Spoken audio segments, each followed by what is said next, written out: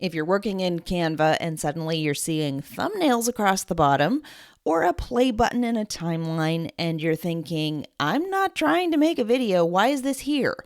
In most cases, nothing has changed about your design. It's just the way Canva's currently displaying it. Certain design types, especially things like Instagram stories or mobile-sized formats, often open in thumbnail view by default.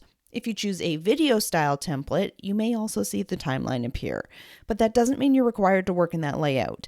If you want to hide the thumbnails and remove the video editing features, go to the lower right corner of your screen and click Pages. That switches your workspace back to the regular scrolling page view. This is one of those hidden in plain sight features. The Pages button controls how your workspace is displayed, but if you're not in Canva regularly, it's easy to miss how much that one toggle changes. So if Canva looks like it's in video mode and you don't want it to be, just switch back to Pages view.